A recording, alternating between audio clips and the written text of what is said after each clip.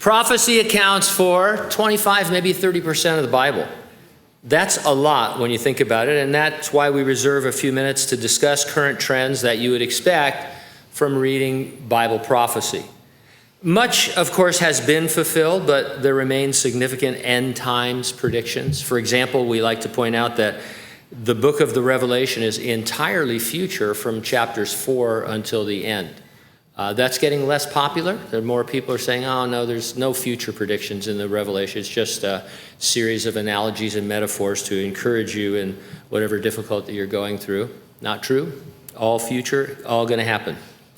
So we look at things like biometrics and artificial intelligence, cashless commerce, the manipulation of human DNA, global government, and different things like that, because as they are developing, you could see in a parallel how the end times prophecies could draw from that and use that. For example, how are you going to have global commerce unless there's either one currency or, better yet, one electronic digital currency so that everybody could buy and sell and we'd all be on the same page kind of thing. We're moving towards that.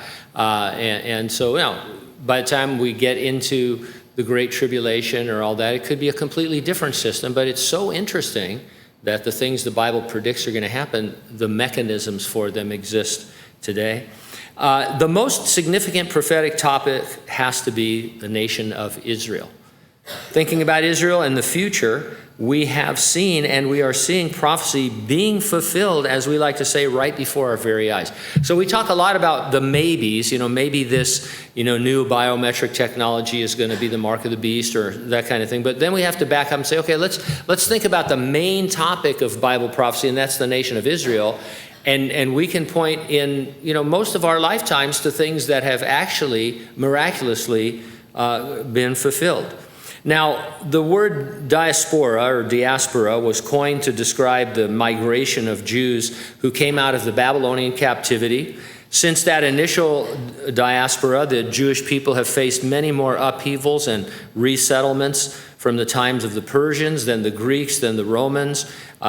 Jump ahead to World War II at the hands of Adolf Hitler.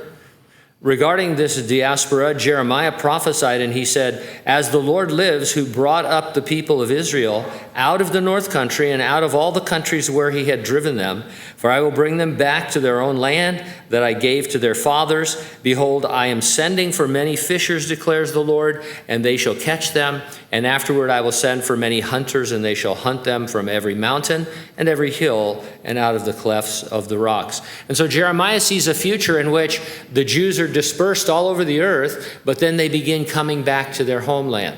And he mentions the north especially, and if I'm not mistaken, I think at least this last year, and most of the time, the greatest migration of Jews, the return of Jews, is coming from Russia and up that way and stuff. And so this is exactly, Jeremiah saw centuries ago exactly what would be happening in our day and age.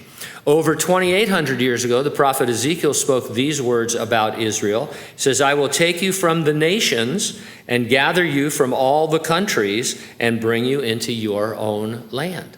That's a straightforward, there's no other way to interpret that. Ezekiel says this is what's going to happen in the last days. The first part of that was fulfilled on May 14 of 1948. One day the Holy Land was under British control, and the next day it was under Israeli control. A nation was born in a day. Isaiah says, "Who has heard such a thing? Who has seen such things? Shall the earth be made to give birth in one day? Shall a nation be born at once? For as soon as Zion was in labor, she gave birth to her children." And so, a nation was born in a day. It's the only one I know of, and it's the nation of Israel as prophesied. Zechariah 12:3-4, God declares, "I will make Jerusalem like an intoxicating drink that makes the nations stagger when they send their armies to besiege Jerusalem and Judah. On that day I will make Jerusalem an immovable rock. All the nations will gather against it to try and move it, but they will only hurt themselves." And so this talks about the worldwide persecution of the Jews, the hatred of the Jews, nations of the world coming against them. That actually has been her history, right, since 1948, and it continues right now with this severe war that's taking place. I didn't get into it, but there are passages in the Bible that talk about a war with the country of Elam. Elam is the ancient name for the coast of Iran. And so the Bible predicts many things that are happening right before our very eyes. And so sometimes we get out there in prophecy, and people think we're being sensational, and we like to talk about the mark of the beast and all these incredible things, and we forget God's been fulfilling prophecy since the Garden of Eden.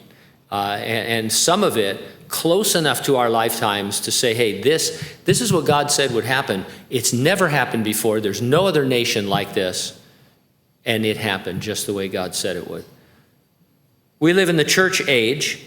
We're going to talk a little bit about that this morning in our passage. It began on the day of Pentecost, 50 days after Jesus Christ rose from the dead. It precedes the time of Jacob's trouble that we more commonly know as the 7-year Great Tribulation.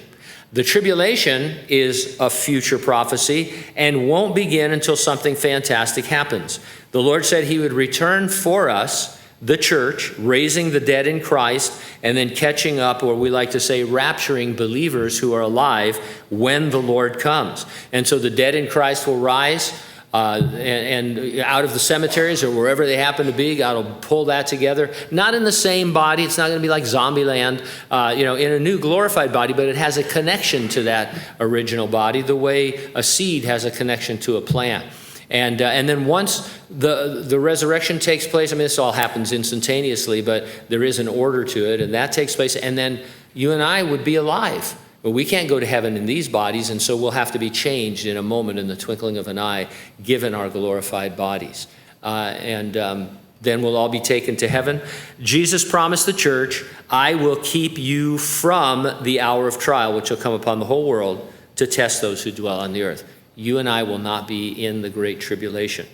The resurrection and rapture of the church is always presented as imminent, meaning there are no prophetic events that need to take place before the Lord comes for us. He's not waiting for anything in particular, and we need to be ready for him. And so are you ready for the rapture? If not, get ready, stay ready, and keep looking up, because ready or not, Jesus is coming.